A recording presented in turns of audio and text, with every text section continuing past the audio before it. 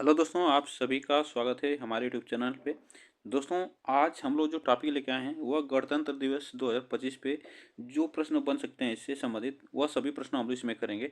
तो चलिए स्टार्ट करते हैं। और यह मोस्ट इम्पॉर्टेंट टॉपिक है जो कि एग्जाम में पूछे जा सकते हैं यहाँ से क्वेश्चन। तो चलिए हम लोग देखते हैं आज के महत्वपूर्ण प्रश्न, ठीक ना।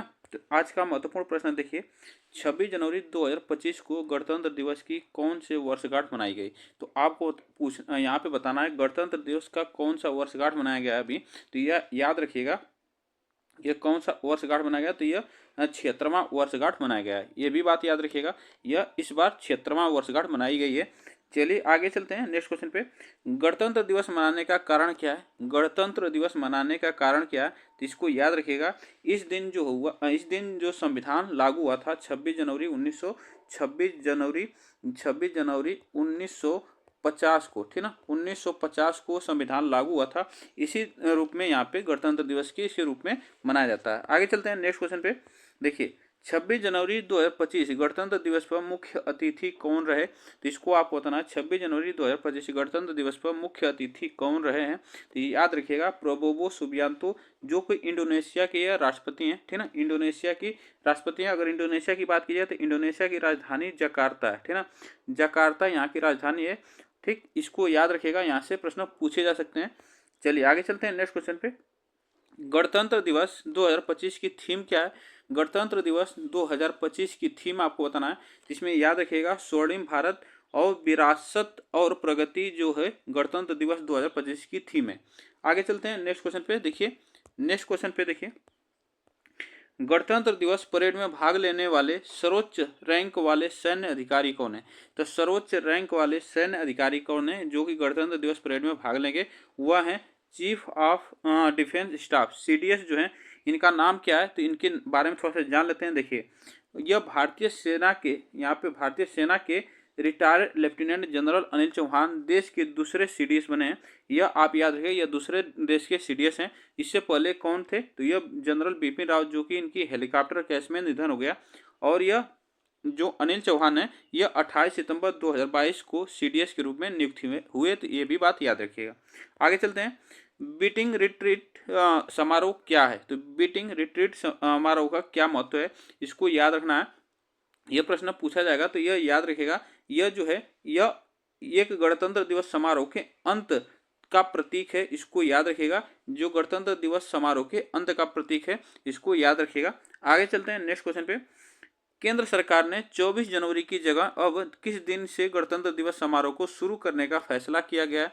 तो अब देखिए, जो पहले 24 जनवरी से गणतंत्र दिवस शुरू हो रहा था, अब उससे क्या हुआ है, अब यह 23 जनवरी से, 23 जनवरी को जो कि सुभाष चंद्र बोस की जयंती है, ठीक ना। सुभाष चंद्र बोस की जयंती मनाई जाती है। तो ये भी याद रखिएगा, सुभाष चंद्र बोस की जयंती से अब यह जो शुरुआत की जाएगी, इसको याद रखिएगा, ठीक ना। आगे चलते हैं।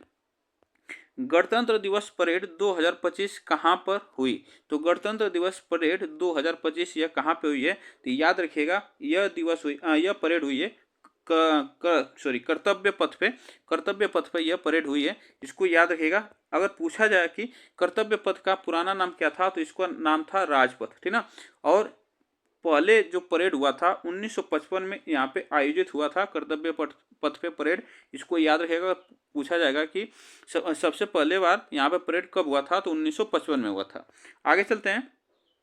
भारत में गणतंत्र की स्थापना कब हुई।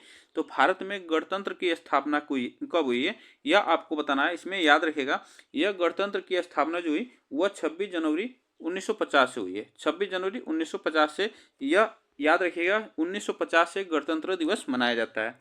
आगे चलते हैं। गणतंत्र दिवस 26 जनवरी पर भारत का ध्वजारोहण कौन करता है। तो याद रखिएगा ध्वजारोहण कौन करता है, यह प्रश्न आपसे पूछाएगा। तो याद रखिएगा वह राष्ट्रपति करता है, भारत के राष्ट्रपति करते हैं, ठीक ना। यह और राष्ट्रपति कौन है, तो द्रौपदी मुर्मू है। ये भी आप याद रखिएगा। आगे चलते हैं नेक्स्ट क्वेश्चन पे। भारतीय संविधान में गणतंत्रात्मक व्यवस्था किस देश से ली गई है।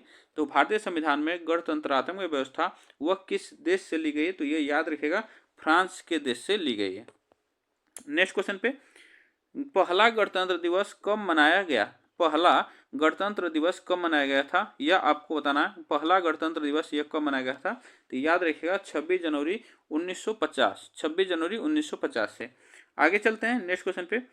पहले गणतंत्र दिवस के मुख्य अतिथि कौन थे, तो पहले गणतंत्र दिवस जो है 26 जनवरी 1950 को मनाया गया था, तो उस समय के मुख्य अतिथि कौन थे, तो इंडोनेशिया के राष्ट्रपति थे सुकर्डो, थे ना, सुकर्डो थे। ये आप याद रखिएगा, यहाँ से प्रश्न ऐसे बन सकता है। नेक्स्ट क्वेश्चन पे चलते हैं। पहला गणतंत्र दिवस समारोह कहाँ आयोजित किया गया था, तो पहला गणतंत्र दिवस जो है समारोह यह कहाँ पे आयोजित किया गया था, तो ये याद रखिएगा दिल्ली के इरविन स्टेडियम में। अब इसका नाम बदलकर क्या रखा गया है, तो इसको याद रखिएगा। पहले गणतंत्र दिवस की परेड जो राजधानी दिल्ली के इरविन स्टेडियम में आयोजित हुई थी, और अब इसी स्टेडियम का इसका नाम बदलकर नेशनल स्टेडियम कर दिया गया। अब फिलहाल इसका नाम क्या है, तो याद रखिएगा मेजर ध्यानचंद नेशनल स्टेडियम इसका नाम है, ये भी बात याद रखिएगा। आगे चलते हैं। किस वर्ष पहली बार राजपथ पर गणतंत्र दिवस की परेड हुई थी, तो जो कर्तव्य पथ है उसका नाम पहले क्या था, राजपथ था, और उस पर परेड कब हुई थी, तो इसको याद रखना है। इसकी सबसे पहले परेड हुई थी 1955 में। आगे चलते हैं नेक्स्ट क्वेश्चन पे। गणतंत्र दिवस के दौरान कितनी बार राष्ट्रगान बजाया जाता है, कितनी बार राष्ट्रगान बजाया जाता है, इसको याद रखना है। तो देखिए यह राष्ट्रगान बजाया जाता है 2 बार, एक शुरुआत में, ठीक ना, एक शुरुआत में और अंत में जो कि राष्ट्रगान बजाया जाता है गणतंत्र दिवस पे, ये भी बात याद रखिएगा। आगे चलते हैं। गणतंत्र दिवस पर भारत के राष्ट्रपति जो भाषण देते हैं उसे कौन लिखता है, तो गणतंत्र दिवस पर जो भारत के राष्ट्रपति हैं वो भाषण जो दिया जाता है वह कौन लिखता है, तो याद रखिएगा राष्ट्रपति के सलाहकार, राष्ट्रपति के सलाहकार। नेक्स्ट क्वेश्चन पे चलते हैं। भारत में हर साल राष्ट्रीय झंडा दिवस कब मनाया जाता है, तो भारत में हर साल जो राष्ट्रीय झंडा दिवस कब मनाया जाता है यह आपको बताना है, तो याद रखिएगा यह मनाया जाता है 22 जुलाई को। कब मनाया जाता है, 22 जुलाई को राष्ट्रीय झंडा दिवस के रूप में मनाया जाता है। नेक्स्ट आगे चलते हैं। अशोक चक्र में कितनी तिलियां होती हैं, तो अशोक चक्र में आपको बताना, अशोक चक्र में याद रखिएगा 24 तिलियां होती हैं। नेक्स्ट क्वेश्चन पे। भारत के राष्ट्रीय ध्वज को संविधान सभा ने कब अपनाया था, भारत जो राष्ट्रीय ध्वज था उसको कब अपनाया गया था, इसको आपको बताना है। इसमें आप बताइएगा कौन सा ऑप्शन यहाँ पे सही होगा। इसको अपनाया गया था 22 जुलाई 1947 को, 22 जुलाई 1947 को अपनाया गया था राष्ट्रीय ध्वज को, ये भी बात याद रखिएगा। चलिए आगे चलते हैं। 1 मिनट यहाँ पे क्वेश्चन थोड़ा सा इसको देख लेते हैं। चलिए आगे चलते हैं नेक्स्ट क्वेश्चन पे। चलिए आगे चलते हैं नेक्स्ट क्वेश्चन पे चलते हैं। संविधान लागू करने के लिए 26 जनवरी का दिन चुने जाने का क्या कारण है, तो संविधान लागू करने के लिए 26 जनवरी का दिन लागू करने का क्या कारण है यह आपको बताना है, तो इसको याद रखिएगा। इस दिन जो है वर्ष 1930 में कांग्रेस ने पूर्ण स्वराज की घोषणा की थी, इसीलिए यहाँ पे जो 26 जनवरी को गणतंत्र दिवस के रूप में मनाया जाता है। आगे चलते हैं नेक्स्ट क्वेश्चन पे। जिस समय भारत का गणतंत्र लागू हुआ उस समय भारत के राष्ट्रपति कौन थे, तो उस समय भारत के राष्ट्रपति कौन थे यह आप याद रखिएगा, डॉक्टर राजेंद्र प्रसाद थे, ठीक ना, doctor Rajendra Prasad. Next question पे देखिए, भारतीय राष्ट्रीय ध्वज का डिजाइन किसने तैयार किया, तो भारतीय राष्ट्रीय ध्वज का डिजाइन किसने तैयार किया, इसको याद रखिएगा पिंगली वेंकैया ने। नेक्स्ट आगे चलते हैं। भारत के तिरंगे झंडे में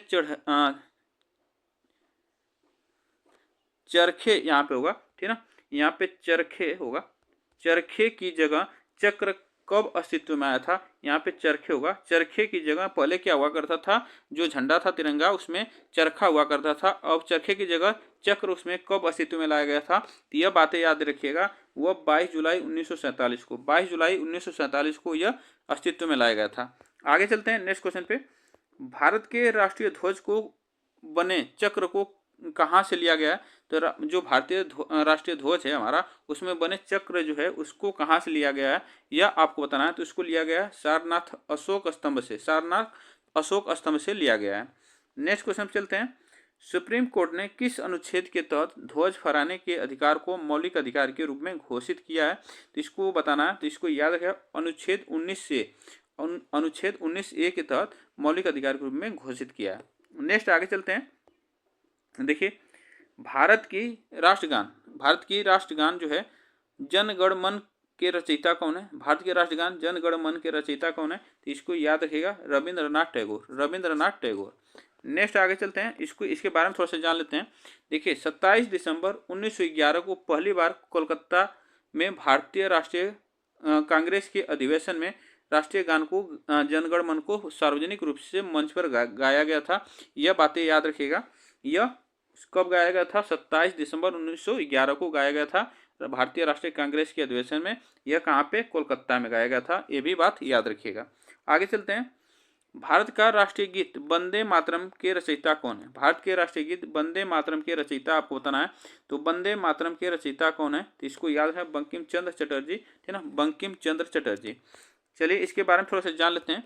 देखिए पहली बार जो है 1996 में कांग्रेस के कोलकाता अधिवेशन में यह गीत यहाँ पे होगा, यहाँ पे गीत गाया गया था। यह याद रखिएगा, 1896 में कलकत्ता अधिवेशन में गीत गाया गया था। वंदे मातरम को पहली बार 1896 में रविंद्रनाथ टैगोर ने गाया था।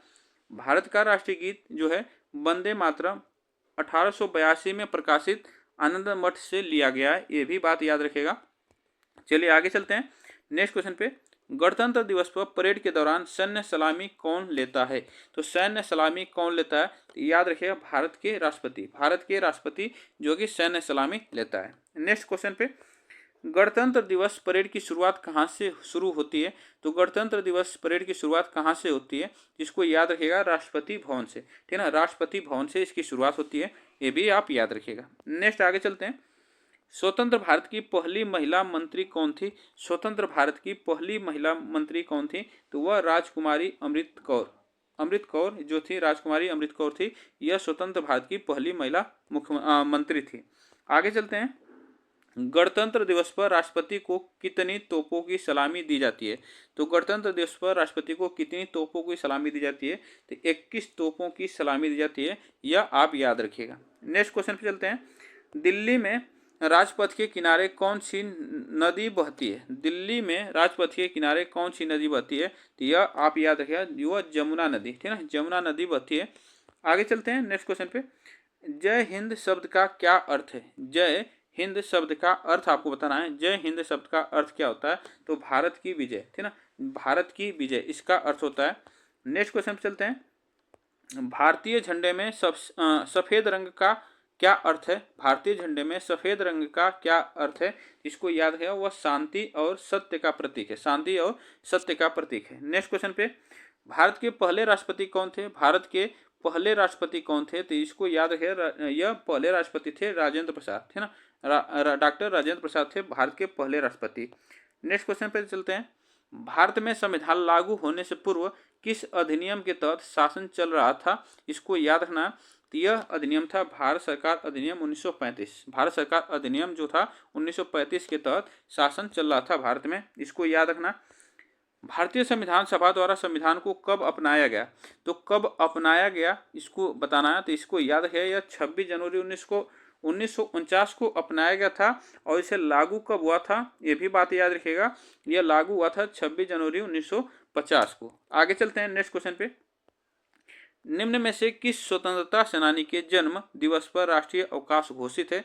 निम्न में से, इस ऑप्शन में से बताना है। इसमें याद रखिएगा, वह महात्मा गांधी, 2 अक्टूबर थी ना, 2 अक्टूबर, इसको याद रखिएगा। आगे चलते हैं।